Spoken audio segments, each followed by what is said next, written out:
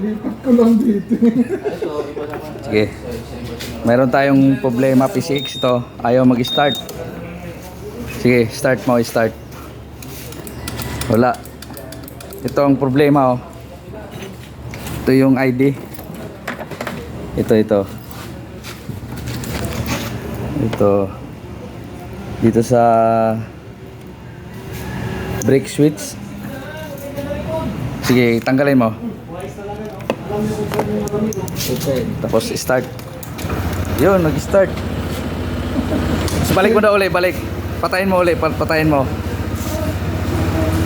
Yan, balik dyan ah. O, start.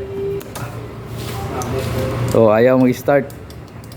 Tanggalin mo daw yung ID. Start. Oh, yun, oh. Ano kayong problema nito? Ibig sabihin, hindi siya pwede lagyan ng bakal dito. Yung magkakaroon ng ground.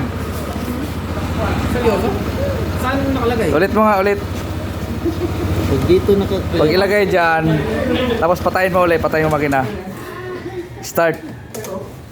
buksan. Yun o, ayaw. Ay, grounded. Ayaw. Tanggalin mo, tanggalin.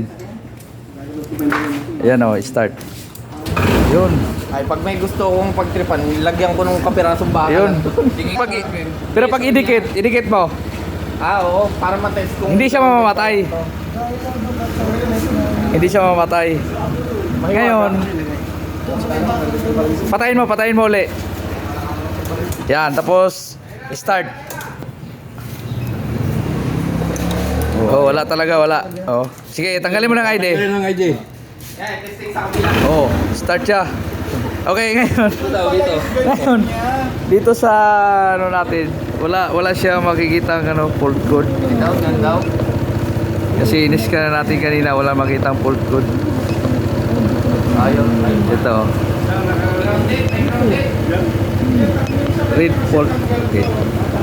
Dito siya naka-clip. Okay. Lahat. Ang ganito yung sa kanya. Ha?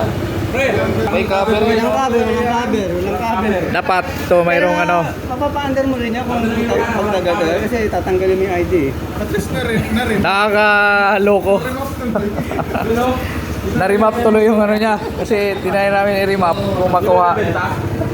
Wala kasing current. Oh. Wala. Pinding, wala din nakapinding, oh. Kung di pa natin ilipat. Okay.